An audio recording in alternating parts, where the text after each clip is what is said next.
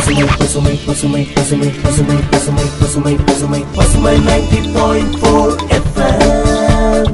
உங்களை முன்னேற்றும் நோக்கோடு பயணிக்கும் பசுமை 90.4 FM. இனி என்றும் உங்களோடுதான். இந்திய விடுதலை நாள் அமுத பெருவிழா, இந்திய அரசின் விஞ்ஞான் பிரசார் அறிவியல் பலகை, தமிழ்நாடு அரசின் அறிவியல் தொழில்நுட்ப மையம், பசுமை 90.4 இணைந்து வழங்கும் சிறப்பு தொடர் நிகழ்ச்சி அறிவியலோடு விளையாடு. இது அறிவியல் உண்மைகளை எடுத்துக் கூறும் சிறப்பு தொடர் நிகழ்ச்சி. அத்தியாயம் 1. நிகழ்ச்சியில் உங்களோடு கவிவலவன். இன்னைக்கு முதல் அத்தியாயத்துல சமையலறையில இருக்கக்கூடிய முக்கியமான ஒரு அறிவியலை தெரிஞ்சுக்க போறோம். சமையலறையில வெப்பம் இல்லாம எதுவுமே செய்ய முடியாது. வெப்பம் சார்ந்து இருக்கக்கூடிய இயற்பியல் அறிவியல் கருத்துக்களை கேட்டு தெரிஞ்சுக்க போறோம். வெப்ப மாறுதல்னு ஒரு பண்பு இருக்கு. வெப்பம் 3 விதமா மாறும் அப்படின்னு சொல்லுவாங்க. அந்த மாதிரியான சில விஷயங்களால நம்ம அன்றாட வாழ்க்கையில நமக்கு தேவையான என்ன மாதிரியான நிகழ்வுகள் நடந்துகிட்டு இருக்கு, தொடர்ச்சியா நடந்துகிட்டு இருக்கு அப்படிங்கறத நமக்கு தெரியாமலே நம்ம பயன்படுத்திக்கிட்டு இருக்கோம். சமையலறையில வெப்பம் தொடர்பா இருக்கக்கூடிய அறிவியலை நாம தெரிஞ்சுக்க போறோம். அறிவியலோடு விளையாடு, அறிவியலோடு விளையாடு. ஆயிரம் அறிவியலு அன்றாடத்துல கொட்டி கிடக்கு. ஆயிரம் அறிவியலு அன்றாடத்துல கொட்டி கிடக்கு. ஆயிரம் அறிவியலு அன்றாடத்துல கொட்டி கிடக்கு. குக்கருல கும்மாலும் போடுவது அறிவியலு, இருட்டலும் ஒளியாக மின்னுவது அறிவியலு. குக்கருல கும்மாலும் போடுவது அறிவியலு, இருட்டுல ஒளியாக மின்னுவது அறிவியலு. ஆயிரம் அறிவியலு அன்றாடத்துல கொட்டி கிடக்கு. ஆயிரம் அறிவியலு அன்றாடத்துல கொட்டி கிடக்கு.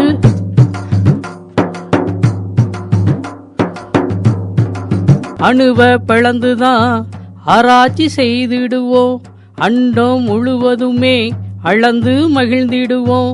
அணுவ பிளந்துதான் ஆராய்ச்சி செய்திடுவோம், அண்டம் முழுவதுமே அளந்து மகிழ்ந்திடுவோம். கணினியில் கல்வியுமே கற்றுத்தரும் அறிவியலே, கைபேசி முகநூலில் கருத்தாக்கம் அறிவியலே. கணினியில் கல்வியுமே கற்றுத்தரும் அறிவியலே, கைபேசி முகநூலில் கருத்தாக்கம் அறிவியலே.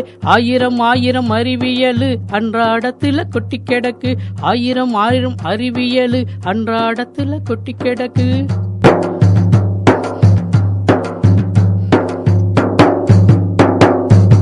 விவசாயம் செய்திடுவோம், விண்ணிலே பறந்திடுவோம். விவசாயம் செய்திடுவோம், விண்ணிலே பறந்திடுவோம். விளையாடுவோம் அறிவியலோடு விளையாடுவோம். விளையாடுவோம் அறிவியலோடு விளையாடுவோம். விண்ணிலே பறந்திடுவோம், விவசாயம் செய்திடுவோம். விவசாயம் செய்திடுவோம், விண்ணிலே பறந்திடுவோம். விளையாடுவோம் அறிவியலோடு விளையாடுவோம். ஆயிரம் அறிவியலு அன்றாடத்துல கொட்டி கிடக்கு. ஆயிரம் அறிவியலு அன்றாடத்துல கொட்டி கிடக்கு. அன்றாடத்துல கொட்டி கிடக்கு. அன்றாடத்துல கொட்டி கிடக்கு. அறிவியலோடு விளையாடு, அறிவியலோடு விளையாடு.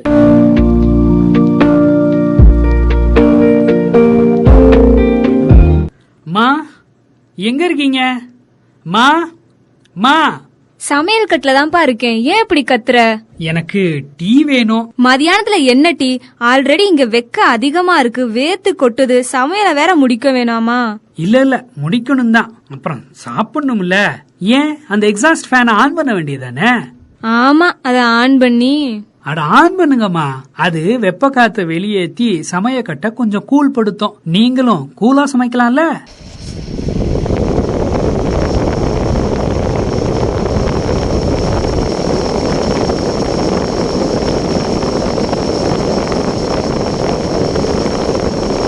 அட ஆமா, முன்னுக்கு இப்ப பரவாயில்லையே, வெக்க குறைஞ்சிருச்சு. எப்படிடா மகனே இவ்வளவு அறிவாளியா யோசிக்கிறேன், நம்பவே முடியலையே. அதுவாமா, எங்க வாத்தியாரு நேத்து வெப்பச்சலனம் பத்தி ஒரு பாடம் நடத்தினாரு. அதுல என்ன அதுலன்ட்டு மேல பாக்குற? நீங்களும் மேல பாருங்க, பிளாஷ்பேக்ல அவரே சொல்லுவாரு.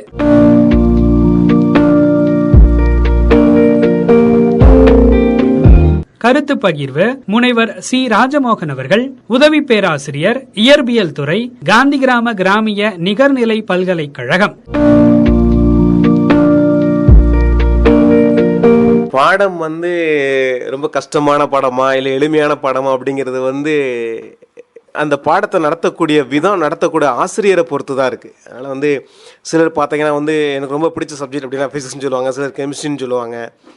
என்ன காரணம் அப்படின்னா வந்து இந்த ஆசிரியர் மாணவர்களுக்கு பாடத்தின் மூலமாக ஏற்படுத்தக்கூடிய தாக்கம் தான் வந்து முக்கியமான காரணம்னு சொல்ல முடியும். இன்னும் சொல்லணும் பார்த்தீங்க அப்படின்னா வந்து இயற்பியல் அப்படிங்கிறது வந்து இயற்கையை பற்றி படிக்கக்கூடியதான், ஸ்டடி ஆஃப் நேச்சர் அப்படிங்கிறதா வந்து ஃபிசிக்ஸ்ன்னு சொல்லுவாங்க. நேச்சர்ன்றது இயற்கை தான், இயற்கையை பற்றி படிக்கக்கூடிய தான் இயற்பியல். ஸோ அப்போ இந்த பாடத்தை வந்து நம்ம அன்றாட வாழ்வியலோட இயற்கையோட தொடர்பு படுத்தி படித்தோம் அப்படின்னா வந்து இந்த பாடம் வந்து ரொம்ப கடுமையான பாடமாக இருக்காது. ரெண்டாவது, நம்ம அன்றாட வாழ்வில் பார்க்குற எல்லாமே இயற்கை தானே, அதாவது எல்லாமே நம்ம ஃபிசிக்ஸ்னு பார்க்க ஆரம்பிச்சிட்டோம் அப்படின்னா வந்து பாடம் வந்து ரொம்ப சுமையாக இல்லாமல் சுகமாக இருக்குன்னு சொல்லி நிச்சயமாக சொல்ல முடியும். இது பார்த்தீங்க அப்படின்னா இயற்பியல் வந்து வெப்ப இயற்பியல்னு சொல்லுவாங்க. 10ஆம் வகுப்புலேயே வந்து இயற்பியல் பகுதியில் இருக்குது. 10ஆம் வகுப்பு, 12ஆம் வகுப்பு, ஈவன் கல்லூரிகள்லையுமே படிக்கிறாங்க. மாணவர்கள்லாம் வந்து பார்த்தீங்கன்னா வாயுக்களின் நல்லியல்பு விதின்னு படிப்பாங்க தமிழில். ஐடியல் கேஸ் ஈக்குவேஷன் பிவிசி = RTன்னு சொல்லுவாங்க. அதே மாதிரி பார்த்தீங்கன்னா பாயில் விதி, சார்லஸ் விதி இதெல்லாம் படிக்கிறாங்க. இப்போ ப்ரெஷர் குக்கரில் பார்த்தீங்க அப்படின்னா ஐடியல் கேஸ் ஈக்குவேஷன் பிவிசி = RTன்னு சொல்லுவாங்க. ஆர் அப்படிங்கிறது வாயு மாறிலி. இங்கே இருக்கக்கூடிய தரவுகள் என்ன அப்படின்னா ப்ரெஷர் அப்படிங்கிறது அழுத்தம், வீன்றது வந்து வால்யூம் கன அளவு, டி அப்படிங்கிறது வந்து டெம்பரேச்சர் வெப்பநிலைன்னு சொல்லுவாங்க. ஸோ ப்ரெஷர் குக்கர் பொறுத்தளவுக்கு பார்த்தீங்க அப்படின்னா வந்து கடையில் போனால் கேட்பீங்க 5 லிட்டர் குக்கரா 10 லிட்டர் குக்கரா அப்படின்றது வந்து வால்யூம் அளவு, கன அளவு. ஸோ இப்போ 5 லிட்டர் குக்கரோ 10 லிட்டர் குக்கரோ வச்சிருக்கோம் அப்படின்னா வந்து வால்யூம் கான்ஸ்டன்ட்டு உங்களோட பிவிசி = RT ரிலேஷனில் அப்ளை பண்ணி பாருங்களேன். வால்யூம் கான்ஸ்டன்டாக இருக்குது, அப்போ ப்ரெஷரோ டெம்பரேச்சர் மட்டும் நேரடி தொடர்புடையது. வால்யூம் கான்ஸ்டன்டாக இருக்கப்போ வந்து நீங்கள் கீழே ஹீட் பண்ணுறீங்க, ஆக்சுவலாக உள்ள ப்ரெஷர் கூட ஆரம்பிச்சிடும். ப்ரெஷர் கூட ஆட்டோமேட்டிக்காக டெம்பரேச்சரும் கூடும், வெப்பநிலையும் கூடும். ஸோ அழுத்தம் அதிகரிக்கிறதுனால வெப்பநிலையும் கூடுது, சீக்கிரமாக வந்து அங்கே சமையல் ஆகுது, ஒரு காரணம். ரைட். இதுவே இப்போ எப்படி அழுத்தம் கூடனா வெப்பநிலை கூறுதோ, அப்போ அழுத்தம் குறைஞ்ச வெப்பநிலை குறையும் இல்லைங்களா? ஹில் ஸ்டேஷன் கொடைக்கானல் போகிறீங்க, ஊட்டி போகிறீங்க, அல்லது இமயமலைலாம் போகிறோம், அங்கெல்லாம் பார்த்தீங்க அப்படின்னா வந்து கோடை வாசஸ்தலம்னு சொல்லுவோம். நாங்கள் சம்மர் எல்லாம் வந்து கொடைக்கானல் போகிறோம்னு சொல்லுவோம் நம்ம பக்கத்தில். என்ன காரணம் அப்படின்னா வந்து குளிர்ச்சியாக இருக்கிறது தான் காரணம். அங்கேயும் இதே விதி தான். என்ன அப்படின்னு பார்த்தீங்க அப்படின்னா வந்து அங்கே மேலே போக போக வந்து ப்ரெஷர் குறையும், அழுத்தம் குறையும், அழுத்தம் குறையிறப்போ வந்து அங்கே வெப்பநிலையும் குறையும். ஸோ இதே கேஸ் ஈக்குவேஷன் அல்லது வாயுக்களின் நல்லியல்பு விதியை பேஸ் பண்ணி தான் வந்து அங்கேயும் நடக்கக்கூடிய ஒரு நிகழ்வு. ஸோ அப்போ நம்ம வந்து ஒரு வெப்ப இயற்பியலவோ அல்லது இயற்பியல் பகுதியவோ பிசிக்கல் கெமிஸ்ட்ரின்னு சொல்லக்கூடிய ஒரு வேதியியல் பகுதியோ வந்து நம்ம வந்து பாயில்ஸ் லா, சார்லஸ் லா, ஐடியல் கேஸ் ஈக்குவேஷன் அந்த மாதிரி படிக்காம நம்ம இயல்பு வாழ்க்கையோட சேர்ந்து பார்த்தோம் அப்படின்னா வந்து இந்த விதிகளும் மாணவர்களுக்கு வந்து எப்பயுமே மறக்கிறதுக்கான வாய்ப்புகள் ரொம்ப குறைவு. எக்ஸாஸ்ட் ஃபேன் பார்த்தீங்க அப்படின்னா கண்டிப்பாக நம்ம சமையல் அறையில் வச்சுருப்போம். அதுலேயும் பார்த்தீங்கன்னா மேலே தான் வைப்போம். அது என்ன காரணம்னு பார்த்தீங்கன்னா இந்த ஹீட் ட்ரான்ஸ்ஃபர்னு சொல்லுவாங்க, வெப்ப மாறுதல். அது ஒரு இடத்துல இன்னொரு இடத்துக்கு மாறி போகிறது வெப்பம். அது 3 வகையில் நடக்கலாம். ஒன்று வெப்ப கடத்தல், இன்னொன்று வந்து வெப்ப கதிர்வீசல், மூணாவது வந்து வெப்பச்சலனம்னு சொல்லுவாங்க. வெப்ப கடத்தல்னா வந்து இரும்பு கம்பி இருக்குது, பாத்திரம் போய் தொடுறோம், நம்ம வந்து சூடாக ஃபீல் பண்ண. என்ன காரணம் அப்படின்னா அது கடத்துதல் மூலமாக நம்ம உடம்புக்கு வருது. அடுத்து வெப்ப கதிர்வீசல் பார்த்தீங்க அப்படின்னா வந்து ரேடியேஷன் சொல்லுவோம். கதிர்வீசல் சில பரப்புகளை படுறப்போ வந்து நமக்கு ரெஃப்ளெக்ஷன் நடக்கும், அது வந்து ஸ்கேட்டரிங் அந்த மாதிரி சொல்லலாம். அடுத்து இந்த வெப்பச்சலனம் பார்த்தீங்க அப்படின்னா வந்து பொதுவாகவே பார்த்தீங்க அப்படின்னா அதிக வெப்பநிலையிலிருந்து குறைந்த வெப்பநிலை நோக்கி தான் பயணம் செய்யும். இது வந்து இயல்பான நிகழ்வு.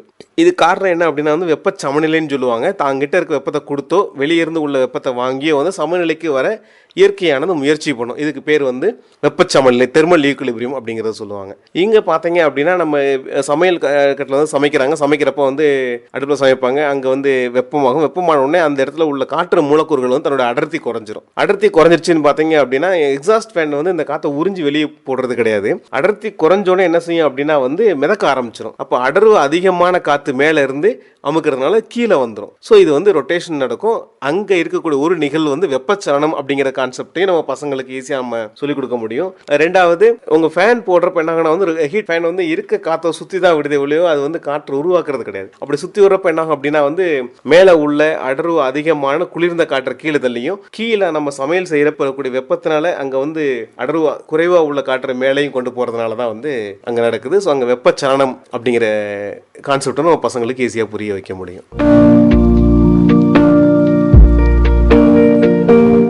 நீருக்கு ஒரு வித்தியாசமான வினோத பண்பு உண்டு. நீருக்கு நமக்கு தெரியும். இப்போ நீர் வந்து தண்ணி வைக்கிறோம், அது வந்து ஐஸா மாறிடுச்சுன்னா என்ன சொல்லுவோம், திரவ நிலையிலிருந்து திடநிலைக்கு மாறிடுது.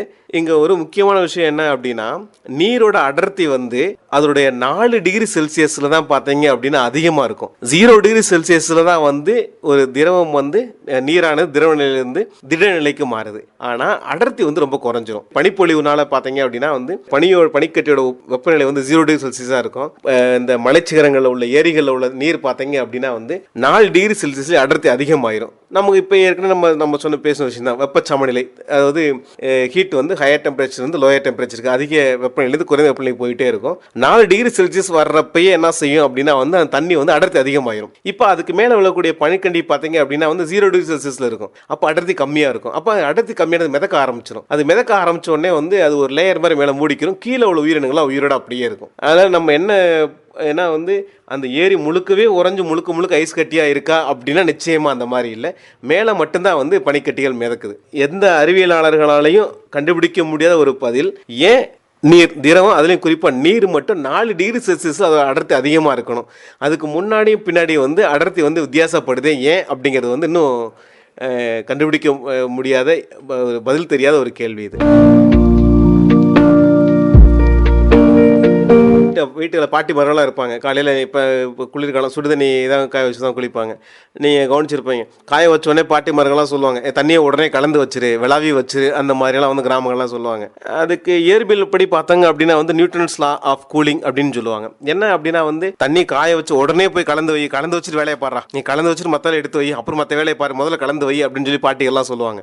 என்ன காரணம் அப்படின்னா வந்து அதிக வெப்பநிலையில் வந்து ரேட் ஆஃப் ஃபால் ஆஃப் டெம்பரேச்சர்னு சொல்லுவாங்க. அதாவது நம்ம இப்போ தான் சொன்னீங்களா, வெப்பம் வந்து அதிக இடத்துல இருந்து குறைவான இடத்தை நோக்கி வந்து பயணம் செய்யும். டீயை வைக்கிறோம், டீ ஆறி போக போகுது அப்படின்னு என்ன அர்த்தம்?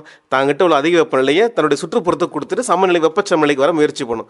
சுற்றுப்புற வெப்பநிலையும் இந்த டம்ளரில் உள்ள டீ அல்லது காஃபி ஏதோ வெப்பநிலையும் சமமாக இருக்க வரைக்கும் இந்த இயல்பு நடந்துகிட்டே இருக்கும். இது பார்த்தீங்க அப்படின்னா அதிக வெப்பநிலையிலே தான் வந்து இந்த வெப்ப கடத்தல் அப்படிங்கிறது வேகமாக நடைபெறும். ஸோ இப்போ நீங்கள் ஒரு வாளி அளவு கலக்கிற அளவுக்கு என்ன செய்வோம், சின்ன பாத்திரத்தை தான் காய வைப்போம். நீங்கள் ஒரு கொஞ்ச நேரத்தில் விட்டிங்கன்னு வச்சுங்களேன், நல்லா கொதிக்கிற தண்ணி வந்து ஒரு 100 டிகிரி செல்சியஸ் வச்சுப்போமே. அப்போ அது ஒரு 10 நிமிஷம் விட்டிங்களாக்க உடனே பார்த்தா ஒரு 60-50 டிகிரி செல்சியஸ்க்கு வந்துடும். இப்போ நீங்கள் கலந்தீங்களாக்கு வந்து அவ்வளோ தண்ணியை வந்து ஃபுல்லாக நம்ம குளிக்கிற அளவுக்கு வைக்க முடியாது. அதனால தான் உடனே போய் கலந்துருன்னு சொல்லுவாங்க. ஸோ அங்கே விதி என்ன அப்படின்னா வந்து நியூட்டன்ஸ் லா ஆஃப் கூலிங் தான். ஸோ நம்ம பாட்டிமார்கள்லாம் வந்து நியூட்டன்ஸ் ஆஃப் கூலிங் படிக்கலை, ஆனால் அவங்கள அறியாமையே வந்து இதெல்லாம் பயன்படுத்திகிட்டு இருக்காங்க. தண்ணியை காய வச்சு உடனே கலந்து வச்சிரு அப்படிங்கிறதெல்லாம். இந்த மாதிரி நம்ம அன்றாட வாழ்வில் நிறைய நம்ம இந்த மாதிரி சொல்லிகிட்டே போகலாம். ஃபார் எக்ஸாம்பிள் நீங்கள் பார்த்தீங்கன்னா எல்லாருமே பெர்ஃப்யூம்லாம் இன்றைக்கி நிறைய பேர்லாம் பெர்ஃப்யூம் யூஸ் பண்ணுறாங்க. பெர்ஃப்யூம் மேலே போட்டோன்னே பார்த்தா ரொம்ப சில்லுன்னு இருக்கும். அதுக்கு என்ன காரணம் அப்படின்னா உள்ளே வந்து ப்ரெஷர் அதிகமாக இருக்கும், கேஸ். ஸோ நம்ம ஏற்கனவே நமக்கு தெரிஞ்சதான், நம்ம ரொம்ப ஏதோ மன அழுத்தத்தில் இருக்கோம். அந்த அழுத்தத்துலேருந்து விடுபட்டு நம்ம என்ன செஞ்சிடும், கூலாயிரும். அதே மாதிரி தான் அங்கேயும் காற்று வந்து ரொம்ப அதிக அழுத்தத்தில் அடக்கி வச்சுருப்பாங்க. நம்ம அதை விட்டு வெளியே வந்தோடனே கூலாக ஆரம்பிச்சிடும். இதே நிகழ்வு தான் பார்த்தீங்க அப்படின்னா பெரிய டயர்லாம் வெடிச்சதுன்னு பார்த்தீங்கன்னா அதுலேருந்து வெளியே வரக்கூடிய காற்று வந்து பார்த்தீங்க அப்படின்னா வந்து ரொம்ப குளிர்ச்சியாக இருக்கும். நம்ம வீட்டில் கேஸ் சிலிண்டர்லாம் இருக்குது, நீங்கள் வேணால் தொட்டு பாருங்கள், கேஸ் எடுத்து லைட்டாக வந்துச்சு நாங்கள் சில்லாக ஃபீல் பண்ணுவீங்க நீங்கள். ஸோ இது எல்லாமே ஒரே கான்செப்ட் தான். ப்ரெஷர் வந்து ஹை ப்ரெஷர்லேருந்து உள்ள ஒரு விஷயம் வந்து அடைபெட்டிக் சேஞ்ச் ஆஃப் டெம்பரேச்சர்னு சொல்லுவாங்க. அதாவது திடீரென அதிக அழுத்தத்தில் உள்ளது வந்து நீங்கள் ஃப்ரீயாக விட்டீங்கன்னா வந்து அதனுடைய வெப்ப அளவானது குறையும். ஸோ அப்போ இது இல்லாமல் வந்து நம்ம அன்றாட நிகழ்வில் பார்க்கக்கூடிய விஷயம் தான். பெர்ஃப்யூம் யூஸ் பண்ணுறோம், வீட்டில் சிலிண்டர் யூஸ் பண்ணுறோம், அதே சமயத்தில் வந்து நிறைய இடத்துல வந்து டயர் வெடிக்கிறதெல்லாம் பார்க்குறோம். இங்கெல்லாம் வந்து பார்த்தீங்க அப்படின்னா வந்து அதுலேருந்து வெளிவரக்கூடிய காற்று வந்து ரொம்ப குளிர்ந்த காற்றாக இருக்கும். அது காரணம் இதுதான். அறிவியலோடு விளையாடு, அறிவியலோடு விளையாடு. ஆயிரம் அறிவியலு அன்றாடத்துல கொட்டி கிடக்கு. ஆயிரம் அறிவியலு அன்றாடத்துல கொட்டி கிடக்கு. ஆயிரம் அறிவியலு அன்றாடத்துல கொட்டி கிடக்கு. குக்கருல கும்மாலும் போடுவது அறிவியலு, இருட்டலும் ஒளியாக மின்னுவது அறிவியலு. குக்கருல கும்மாலும் போடுவது அறிவியலு, இருட்டுல ஒளியாக மின்னுவது அறிவியலு. ஆயிரம் அறிவியலு அன்றாடத்தில கொட்டி கிடக்கு. ஆயிரம் அறிவியலு அன்றாடத்தில கொட்டி கிடக்கு.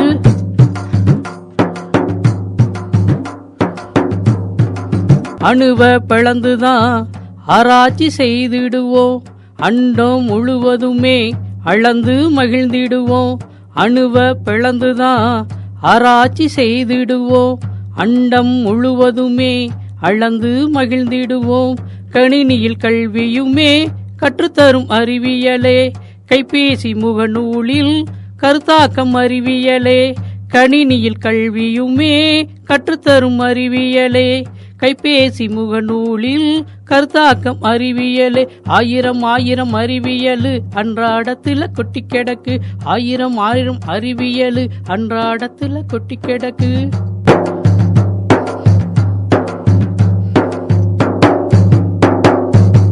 விவசாயம் செய்திடுவோம், விண்ணிலே பறந்திடுவோம். விவசாயம் செய்திடுவோம், விண்ணிலே பறந்திடுவோம். விளையாடுவோம் விளையாடுவோம், அறிவியலோடு விளையாடுவோம். விளையாடுவோம் விளையாடுவோம், அறிவியலோடு விளையாடுவோம்.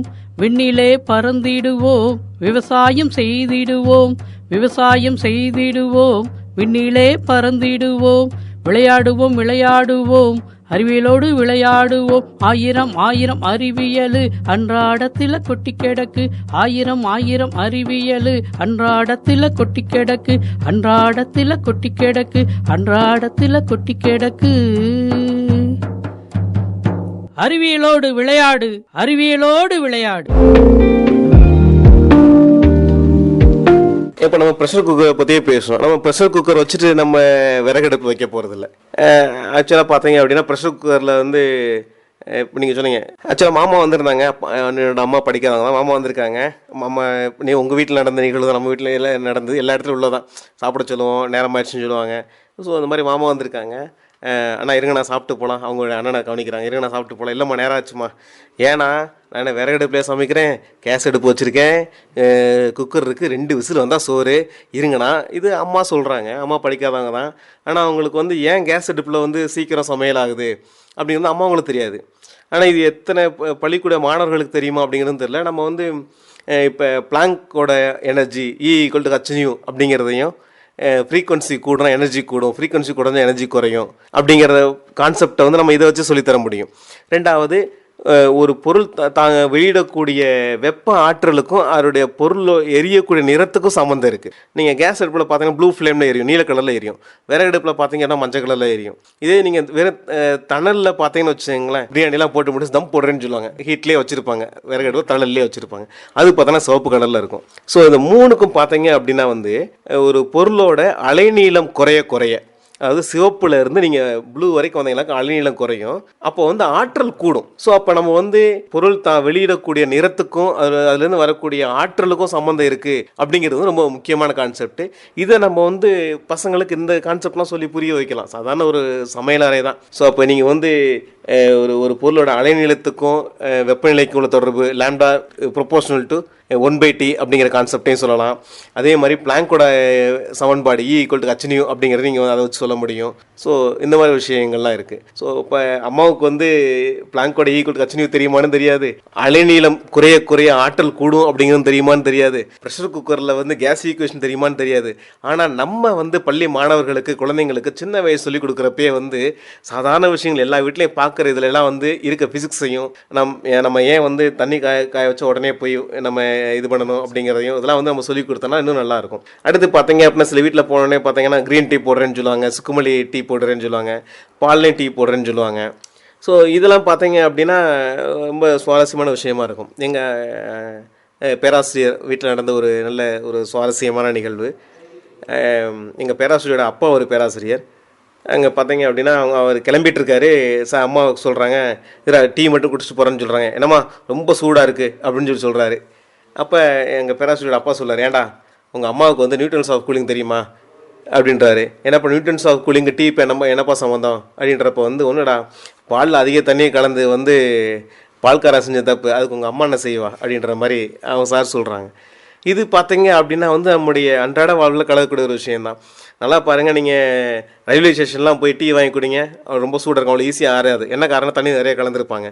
திக்கான போல் டீ போட்டு பாருங்கள், சீக்கிரம் ஆறிடும். ஸோ அப்போ ஒரு பாலில் கலப்படம் இருக்கா இல்லையா அப்படிங்கிறத வந்து நீங்கள் ஈஸியாக சொல்ல முடியும். ஒரு விஷயம் நியூட்டன்ஸ் ஆஃப் கூலிங்கிறதையும் சொல்ல முடியும். அப்போ நம்ம தண்ணி கலக்கிறதுல, டீ குடிக்கிறதுல, சமையலில், வீட்டில் உள்ள ஃபேன் ஓடுறதுல, நம்ம யூஸ் பண்ணுற பெர்ஃப்யூமில், ஸோ இந்த மாதிரி ஒவ்வொரு விஷயங்கள்லையும் நம்ம இந்த மாதிரி நம்ம தொடர்புபடுத்திகிட்டே போகலாம். எல்லா இடங்கள்லையும் ஃபிசிக்ஸ் இருக்குது அப்படிங்கிறத வந்து நம்ம சொல்ல முடியும். அறிவியல் சார்ந்த கருத்துக்களை பகிர்ந்து கொண்ட முனைவர் சி. ராஜமோகன் அவர்களுக்கு நன்றி. இப்படி அவர் சொன்னது இப்ப எனக்கு ஞாபகம் வந்தது, அதான் உங்கள்ட்ட சொன்னேன். அடடே, உனக்கு எப்படி திடீர்னு இவ்ளோ அறிவுத்திறமை வந்துச்சு? இந்தா உன் அறிவுத்திறமைய பாராட்டி உனக்கு ஒரு ஸ்பெஷல் டீ. ஸ்பெஷல் டீயா? வச்சு 15 நிமிஷத்துக்கு மேல ஆகுது, இன்னும் டீ ஆறவே இல்லையே. தண்ணி நிறைய ஊத்துனீங்களா? ஐயோ, கண்டுபிடிச்சிட்டானே. ஆமாடா, மதியானம் டீ கேட்ட, காலையில வாங்கின பால்ல தண்ணிய கலந்து போட்டேன்.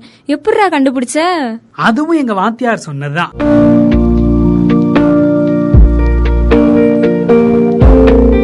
இன்னைக்கு இந்த முதல் அத்தியாயத்துல நம்ம நாள்தோறும் பயன்படுத்தக்கூடிய சமையல் அறையில இவ்வளோ பெரிய அறிவியல் உண்மை இருக்கு அப்படிங்கறத நம்ம தெரியாமலே பயன்படுத்திட்டு வந்துட்டு இருக்கோம். இன்னைக்கு அதை கொஞ்சம் தெரிஞ்சுக்கிட்டோம் அப்படின்னு நம்புறேன். இந்த அறிவியலோடு விளையாடு சிறப்பு தொடர் நிகழ்ச்சியை பத்தின உங்களுடைய கருத்துக்களை பசுமை வானொலி 90.4 H2/30 RM colony second cross Dindigul அப்படிங்கிற அட்ரஸ்க்கு எழுதி அனுப்பலாம். இல்லைன்னா 9486974747 அப்படிங்கிற நம்ம பசுமை வானொலியோட வாட்ஸ்அப் நம்பருக்கு அனுப்பலாம். இது இல்லாம பசுமை FM அப்படிங்கிற FB, Instagram, Twitter பேஜ்கள்லயும் உங்களுடைய கருத்துக்களை நீங்க பகிர்ந்துக்கலாம். இன்னொரு நிகழ்ச்சியில உங்களை சந்திக்கும் வரை உங்களிடமிருந்து விடை பெறுவது உங்கள் அன்பு தோழன் கவிவலவன்.